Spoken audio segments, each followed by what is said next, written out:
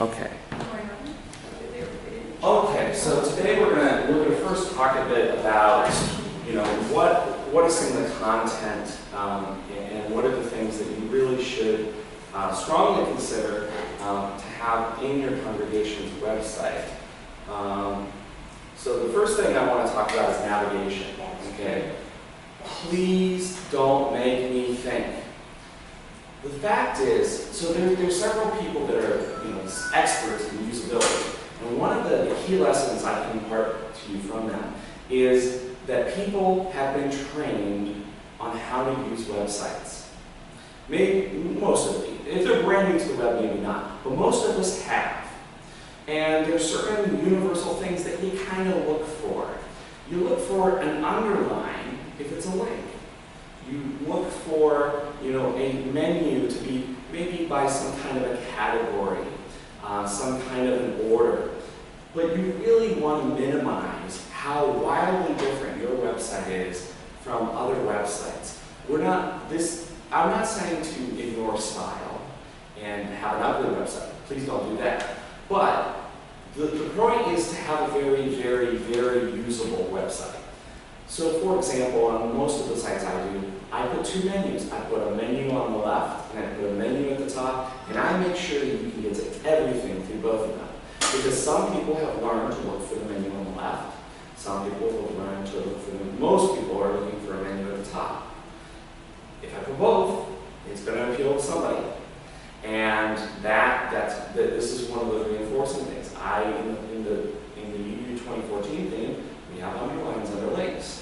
When you hover your mouse over it, there is a visual indication that it changed. And I assure you, this reinforces. People expect that means, if I click on this, it's going to do something.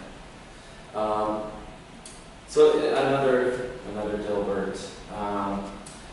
Customers can't figure out our user interface. Well, they should read the manual. Our manual is more confusing than our user interface. Well, they can use our online support database. That's more confusing than the manual. Well, we have no money to fix any of that. In a situation like this, I like to go to my special place. Someday I hope to have a special place that's big enough for my entire body. Problem solved. That was my problem with it. Yes.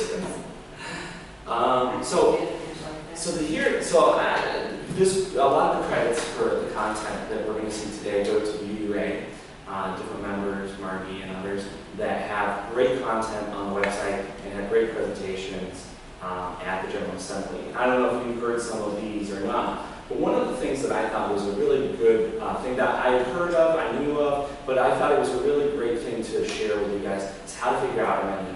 So if you come up with a list, and you're going to have a list soon, of everything you want to have on your website, and you come up with just a set of cards, and you put the title of every page on a card, what you can do is take a group of people, and you would probably want this to be a fairly diverse group of people, maybe younger, maybe older, maybe techie, maybe less techie, and have them as a group try to categorize the cards.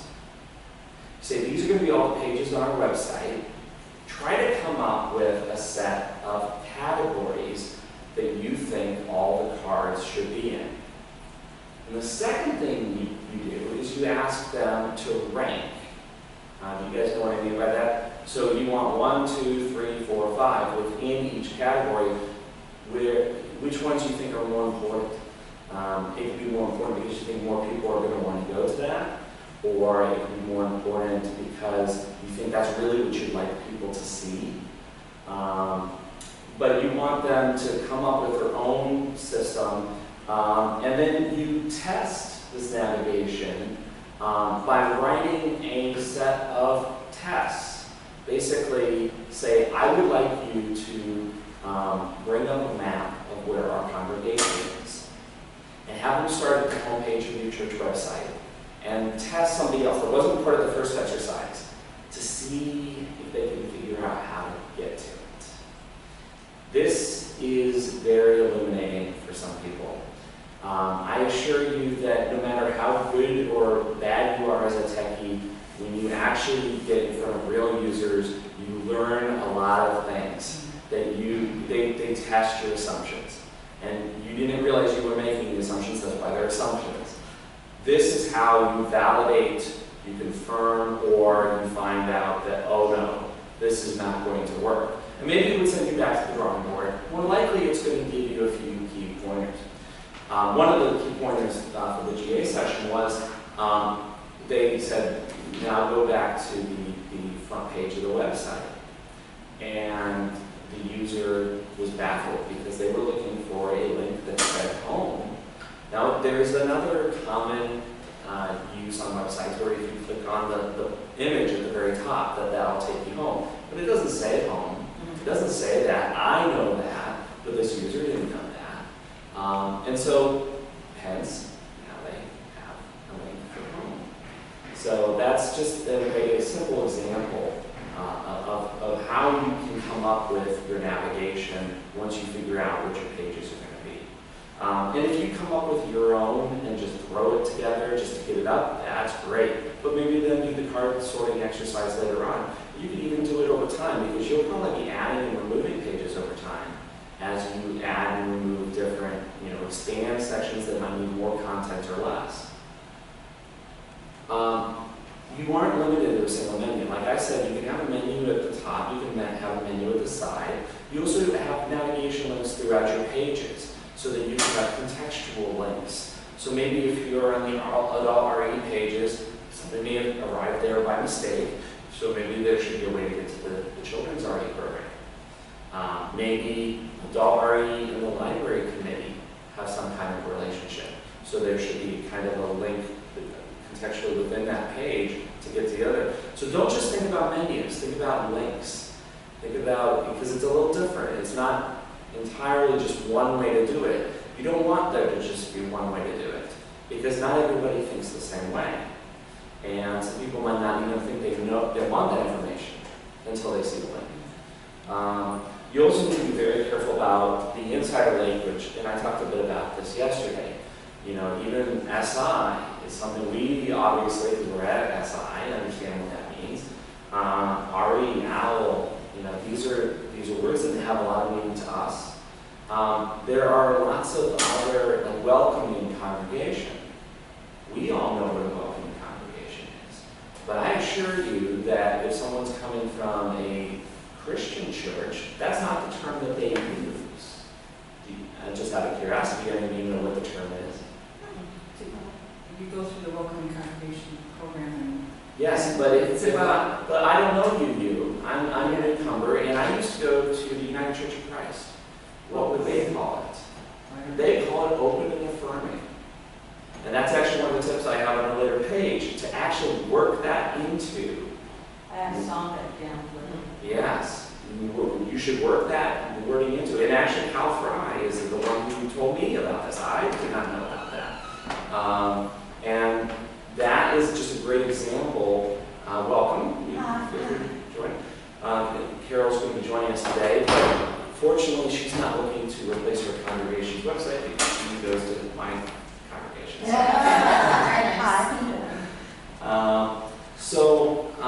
And the final thing I was going to make is you can work later on, not today, we're going to talk about Google Analytics. And it's a way to measure how many people go to different pages on your website.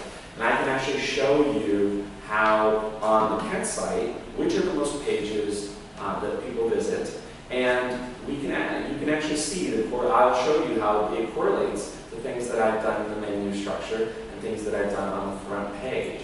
So that so basically I know what content people want to get to.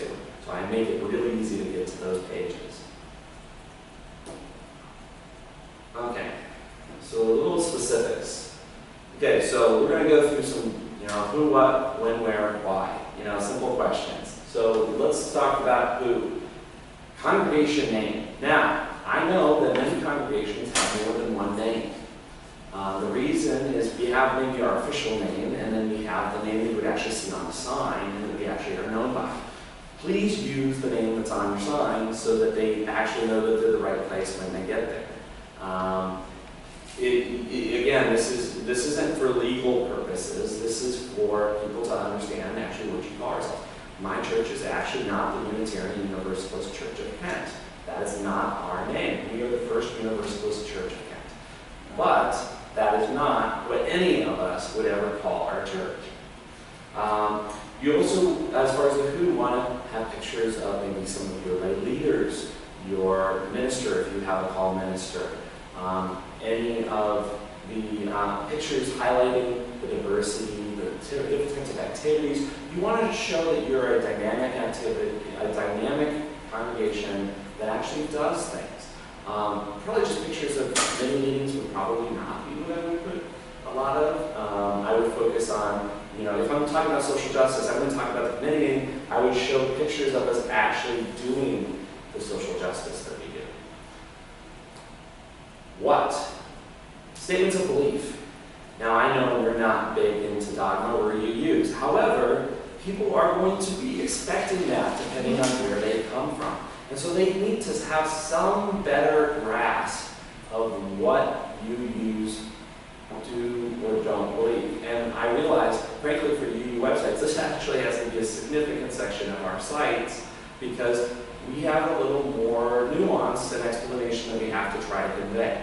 Now, if you don't have any of this kind of content, or you don't really choose to come up with it, short-term, link to the UUA. They have pages. If you look on the Kent site, I link to the UUA. We also have some of our own content as well, but there are lots of online sources for this kind of language. You also want to cover, is your congregation accessible? If it is accessible, is there a particular entrance that people need to go through if they have a wheelchair or need to use the elevator?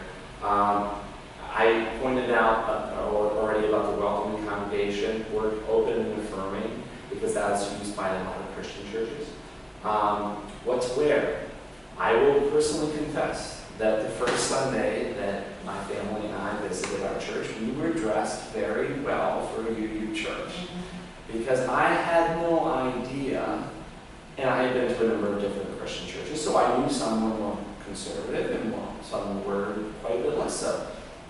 You can't go wrong if you dress up more. You can go wrong if you dress up less. So if you have a general, how people tend to dress, I have language in there today basically saying, we have people that dress anywhere from jeans to a sports jacket for men, to give them that kind of idea that nobody's showing up in a business suit, but that there's plenty of people that show up in jeans. Because that's our church. Because casual isn't isn't good enough to describe it. You need to be a little more specific. Yeah. Think about if you were employing somebody in your business, what would you tell them? How specific would you be about what to wear to work? I wouldn't wear this casual to work while I'm working, but this yes. is. Oh, yeah, this I would never wear it to work. And business casual in one business is different in a different, it's not the same business casual Slacks in another business. in a sports coat is not business formal in my business. You have to be in a full regular suit to be business formal. But in some companies, slacks and a sports jacket is business formal. That's right. And some companies, polos are business casual, and in some companies, t-shirts are. Yeah, it's very different. So pictures can help, but I really would just be explicit. Religious education. So if you're a parent and you're looking for your whole family maybe to come the first Sunday because you're really adventurous, we did it. And so you want to know some specifics. Do I have to contact anybody ahead of time? Are there any forms I have to fill out even for the first time before my kid can go to RE? Can my kids just stay with me? And I know what the answers are for almost any of our churches, but I actually don't really know for any of your churches. It could be a little nuanced. It could be a little different. We are all independent congregations. And I know many that have quite a bit more policy and procedure than others. And it generally is the bigger churches tend to have a lot more, and the smaller ones tend to have a lot less. And so if I was visiting a much larger congregation, I might need to fill out a few pages of forms. I don't know. But this is where I would go to find that out. When? The most important thing on your website is when are you having services? And if there are any exceptions to that. In my humble opinion, this should be on every single page of your website. I put it in the top left corner of our site because people read from the top left corner to the bottom right corner, at least in the United States. In English, it's just in our nature to do that. So if you want to make sure somebody sees something, put it in the top left corner. I really like congregation newsletters. So in our church, we have 2 versions of our newsletters. And the only difference is whether the phone numbers and email addresses have been taken out. We still put the full name for somebody if you need to contact someone, but we don't put their name and email unless we know that they are comfortable with that being on the internet. I, for example, am perfectly comfortable with that. I get enough spam already. I don't think it's going to make any difference at this point. So my administrator knows that, yeah, you can, if I submit something for the website or the newsletter, that yes, my email and the number can go in there. But generally we remove them. And we try to do that with all of our newsletters so that if I miss the newsletter, I miss the email, it's already up on the website and I can just go there. Maybe I don't have all the information, I may not have the phone number, but I probably have that on my phone already. The other thing is there's searching on your website. Maybe your email is searchable. Sometimes I find even using Google Mail that I have challenge finding a particular email. And sometimes it's a little easier on the website because it's already right there. The official congregation calendar. And the key thing I want to reinforce here is that I encourage you should go to your congregation and basically come up with a policy guidance that every committee has to have every meeting on the official congregation calendar. Why do we do this? It's so that we can be welcoming to our newer members that don't know, oh, the library committee for the last 30 years has met on the second Thursday of every month. Well, if you're new to the congregation, you would have no idea.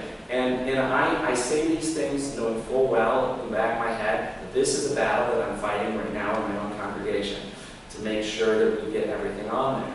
So I'm just saying it's something that I encourage you to also consider, because you should have the official calendar be the one that's published on the website so that everyone can see it and everybody knows if the church is already in use or not in use. You'll probably have, I'm sure, some procedures on how things can get into the calendar. There needs to generally be some controls on that. So people can't, move you down the hall and you needed that room. I also encourage you to talk about what are the upcoming topics. Try to be specific. Try as much as possible to have a short statement by who's ever going to give that service on what the service is. I would also encourage it to actually reflect what the service is actually going to be about. I don't know about you, but I've been to a few that have surprised me a little bit. And that's perfectly all right. I'm comfortable with that. But newer people might be thrown off a little bit by those kind of things. And I think this is really great also because by putting this in the website, you can categorize it as an upcoming service and later just change the category on it to previous service. You can have menu items that say upcoming services, previous services. They link to the category. I can show you how you do that in WordPress. It makes it really easy. I write it once, I just check a couple boxes, I hit save, boom, now it's in another section of the site. And the reason I really like previous services is because I can say when I was new to you that I wanted to see what the services really were, because I can read the UA website and I can understand a little bit about how welcoming, but really? Are you serious? No, I don't believe that. Well, until I actually saw a few videos of services, read a few transcripts of sermons, and heard the podcast of my own congregation, well, yeah, then I believed it, and then I was perfectly comfortable coming. But I don't think I would have been if that had not existed. That was not even our congregation's website. The Akron church had the transcripts of sermons. My church still doesn't have that. So. Okay. Where? An address that I would have an app. If it's hard to find your congregation, come up with a set of directions from here, from there, from there. Maybe what to look for if you're not right on the road and you don't have a big sign. Tell people what they need to be looking for. Maybe if you've gone this far, you've gone too far. You need to probably, if you have both a mailing address and a location of the church building that are not the same, because maybe you have an office 1 or 2 houses down or something like that, you should probably list both. Why are they coming to your site? So one of the things that they might want to do is they might want to actually be getting to your Facebook page. And this might be the easiest way to get there. They might be looking to contact a member of the church. They might be looking to contact the minister. They might be looking to contact someone to see if there's a date available for use of the building for a wedding or something like that. So you should have, I would recommend a contact form. I usually don't prefer to put email addresses up there. You can add a contact form that says, what's your email address, what's your name. And the reason I like to use those kind of forms is because then you're asking the relevant questions. So I will often say, phone number, but optional. But I'm hoping the real, usually you want them to actually put that in, right? Yes. But they may not automatically think if you just give them, an email link, they may not put the phone number in. They may not give you, enough context of what you actually need. When you use these kind of forms, you can choose what you really think you need to get. I would put the phone number for the church, certainly. If you have other relevant numbers that you publish openly, probably not the minister's home cell phone, stuff like that. Any of your policy documents. So you should probably have a social media policy. I can show that where we have that. You might want to have a privacy policy. I would recommend, assuming that you have a governance model, that you actually have your governance documents published on your website for the members of your congregation. So that if anybody wants to see the latest revisions to the bylaws, they can just go right there but you have to keep all these things up to date. So keep that in mind. We do a lot of things like when we do our annual pledging, when we have updates to our member directory, we use those same kind of online forms so that we can ask for exactly the type of information that we put in the directory. And we can also give very specific directions about, we're asking for the names and ages of your children, but we aren't going to publish that. We explicitly will say that in the form so that people feel comfortable providing it to the church so we have it for our records, knowing that it's not also going to be necessarily out there. And we allow them to usually have, another section where, let's say they have foster children whose names cannot be recorded in the congregation directory. That kind of information that we really need to know. And frankly, we accept online donations on our site, and I recommend that you all do as well. And I would even go further to say that I know the debate about finance charges, about accepting credit cards or online payments. And we are churches, but we are also businesses, and it's a cost of doing business. That is the modern world. That's just the way things are done. We accept through PayPal on our website because it was the easiest thing to set up. And yes, they do have a nonprofit discount. But I'm not saying that's the only service that I would ever recommend. There are lots of services, many that play specifically are focused on nonprofits. But I would give people the opportunity, if they choose to give money, to do it through the website. Another advantage of being able to do it online is that some people might prefer to use a credit card, not cash or check. I frankly don't know where my checkbook is. I'm Gen X, I'm sure my wife knows where it is, but I have no idea where my checkbook is. I do online banking. That's how I do things. And I very rarely use cash. So for me, using a credit card is really what I'm used to doing. The other thing is that you can often take recurring payments. So people can just automatically go in there, put in their number and say, have it come out, this amount of money for the next 6 months. You don't want to make it hard for people to give money to your congregation. You want to make it as easy as possible. Search engine optimization. So this is a term you might hear online. Sometimes it's just abbreviated, SEO. The most important thing that I would comment about this is that if you have good content that people want to read, then your SEO will be good. Now there are things you can do that are better than other things. Having a good title for your page that again actually reflects what is on that page will help. But the most important thing that actually drives this, and this is sometimes called PageRank, that's the Google specific term for it. It's when I search for a certain set of terms, how high is your site or a page within your site showing up in that list? And the most important factor there is if other websites are linking to your site, to that page. It's not the only thing, but that's one of the things. Whether something is in the title, whether it's in the headers of the page, improves the likelihood that you will show up, that page will show up higher given a set of terms. So these are the kind of things, but frankly, I wouldn't think about this directly, think about this indirectly. As a human, I'm going to have an easier time finding it if those things are true. Google, the way it searches sites and the way it understands how pages are linked to other sites, it kind of knows a lot of the same kind of stuff. So, but the other thing you can think about is that it behooves you to link to other sites outside of your congregation site that you think are meaningful as well. You're actually giving them SEO when you're doing that. And if you have, maybe several congregations that are nearby one another and you're on very good terms with each other, maybe you actually have links to the other sites that are nearby, the other congregations that are nearby yours. And maybe they do the same, so that you're actually all helping each other. So, another deal breaker. Except, your meeting stole an hour from my life. According to international law, I may now claim you as my indentured servant.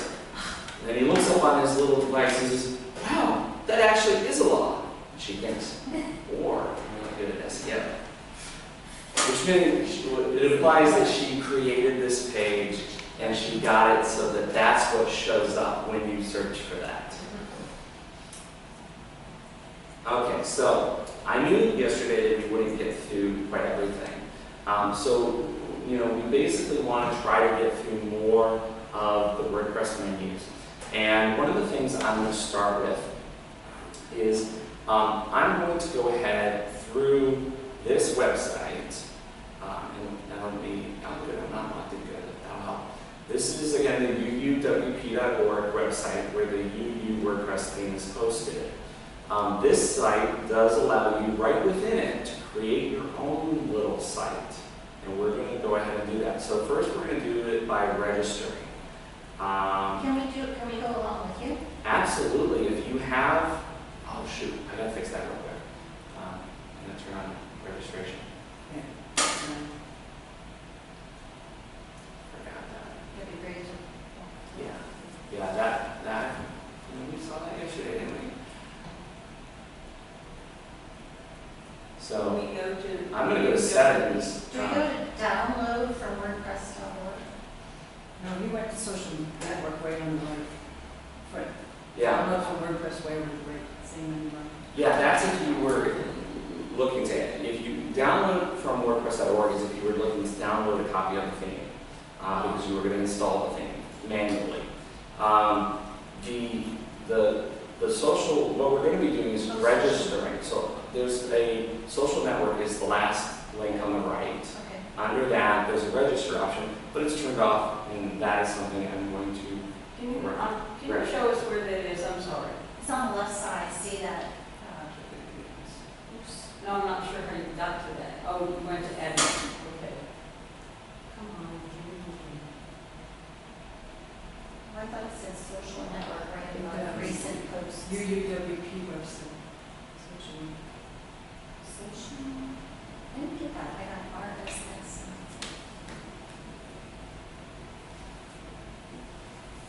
Registration is the same.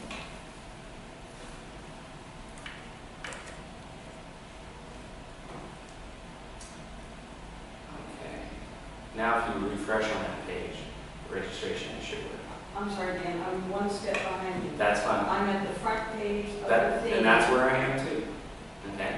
So here's where I'm going. We're in the I social think I'm network. refreshing right Looks just like that. Under social network, you'll see register. Do you see it? Got it. Thank you. now. I don't have it yet. Hold on. It's very slow. Everybody in your dog is using it right now. No, it's not that. It's caching. This is the way it works. Yeah, that's Yeah, why I wanted to just, we should well, have walked through it ourselves. So I'll tell you, the difference between IT consultants and everybody else is only that we are harder to get frustrated. Because personally, my system, why I think I've lasted as a consultant is because my expectations are that everything is going to break. Nothing is going to ever work. Once you accept that and take that as like a Zen position, then you're so happy when things actually work. That's always good to lower your expectations. Yes, It's exactly. a stomach line. It's a stomach line.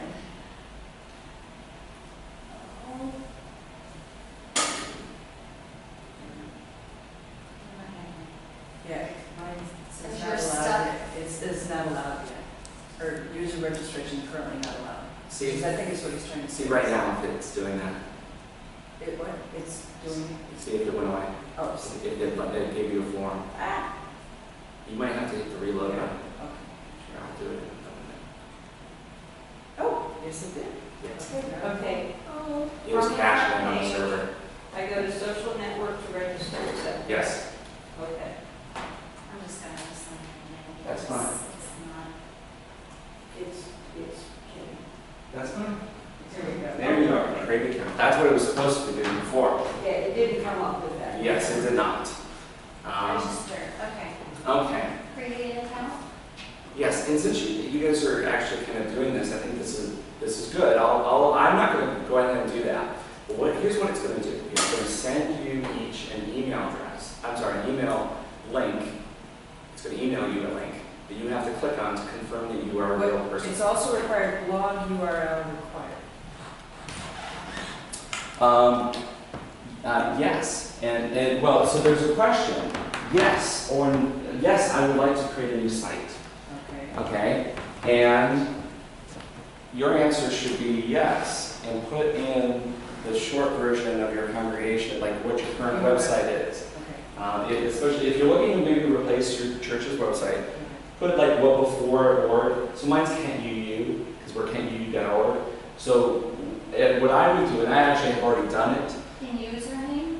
No. Sorry. A little bit lower down. Oh, Here. in the log. Yeah, URL. let me bring it up so I can show you. Oh, okay, so I would say new dot First Unitarian. You could, or you could just actually say first unit. I mean, First, yeah, to do the same. I would just do because it's going to be .uuwp.org at the Oh. end. So I did this with Kent earlier. I just put in Kent UU because it'll then be kentuu.uuwp.org. So do the same thing as the site. you have As the now. site, yeah, that's what I would do.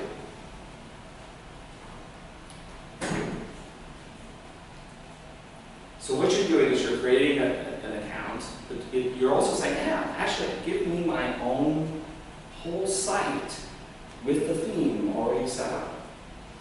Site title?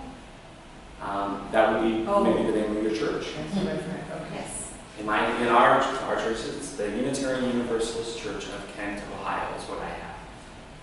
And I put that Ohio because there's more than one Kent in the world. And if someone just searches now for Kent, Ohio, I have some page rank. I give a little bit extra likelihood that, So should I it's say my like site. Yes. Worcester, Ohio, for that reason? I mean, ours is Wayne County. What But do you everybody call your thinks church? Yeah, everybody, well, we call it the UU Fellowship is what we call it. But then everybody in the world says, oh, you're the Worcester Church. So, That's an excellent question. And here's how I would call it the name that your sign says. If your sign says the UU Fellowship of Wayne County, I would have the UU Fellowship of Wayne County as the title. However, in the very first paragraph, you need to talk about the fact that you're in Worcester. Okay. And the reason is the search engines, again, are prioritizing that. It would going even do even better if you somehow work it into a header. You know, a open, a reaffirming community in Worcester, Ohio, or something like that. Put that as a title, you know, a header in there, so that you now have Worcester, Ohio, not just in the paragraph, but actually in a header on that very first page. Because what I'm trying to, here's what you're going for. You want it to actually have the name of your church. However, there's probably a really good chance that I would say Unitarian Worcester, Ohio. That's the most likely thing that I would probably put in looking for your church. Because the Google search engine is going to grab Unitarian and Worcester. That's right. If it's the title of the page or it's a header, this is a header right here. This is bigger text. And when you're creating a page, you can say like what's a header and what's a paragraph, and you can format it that way. So in this kind of situation, this is a great example. I would try to work it into a header so that you can get it, people will find your site both ways. Yes? I have a question. Under name required, it says this field can be seen by everyone. Can you change that at this point? No, that is your personal name. Like you're creating a username and a password, and other people in the social network can see that you have an account. Now you can say Donald Duck, Mickey Mouse, you know, you can say whatever you like, but that is going to be the name that within this site I'm just saying your- admin, is that? I would probably not have something so generic, because the idea is that you really are using your own account. Like when I post things on the Kent site, although you can, in the theme, you can say whether or not you want to say the byline of who said something, like who posted an article. We have it turned on, I think. And so it would say, it would actually have the date and by Dan Flippo that I posted it. Usually it doesn't say by Dan Flippo, it says our administrator's name. So I should just put like my Your name. first initial and last name, or my Whatever you my would, whole name? yeah, you can put whichever you like. And this side is mostly just so that I know it's you and that I don't like delete it because I think you're a spam bot. I mean, Okay. Okay, so I think that then, yes, I'd like to create a new site. yes. I would like my site to appear in search engines and public That you listings. probably want to say no. Okay. And here's why. Because unless you want people that when they search for it right now, that they go there, it's probably not where you want them to just yet. So you would change that later when you're happy with that? That's right. Okay. And that's right under in the settings. It's not very hard to find. Check your email. It says checkbox. It's a checkbox that says, you know, my site should show up in search engines. It's that straightforward. And what should we check? Are you saying? I would uncheck it Yeah, I would because right now you still want search engines to go to the old site if you have one, and later on you would want to change that so that people do start going to the site. Probably only after I would switch the name, so that if I go to actually, you know, www.kenuu.org, that it actually would take me to the site. That's when I would probably, you know, actually want it to show up in search engines. And the way this actually is working, there's something called a robots.txt file that it's actually putting out there. Search engines know to look for this file on every web server. And if they find it, they know, oh, don't go here. Or it can even be more specific. I don't want you to go to this part of the site. In this case, you're saying, yeah, no, I disallow any search engines looking at the site, and so they'll skip you. Later on, that would be horrible. You wouldn't want that because you want them to actually. Double purpose. That's what, yeah, exactly. But right now, that's probably not your purpose. Yeah, right now you're just trying to create a site for yourself to try this out. So this will give you you will have an email address. You create a password. You're going to get a link in an email. You have to click to confirm that you're a real person. And then you'll be able to actually log in. And again, under social network, you'll see that login. They're not here because I'm already logged in, but it's another item to log in. And like I mentioned yesterday, at the bottom of every single page in the theme, it's got this login link. You can always go to that bottom of the page. So regardless of what you put on your own congregation website, if you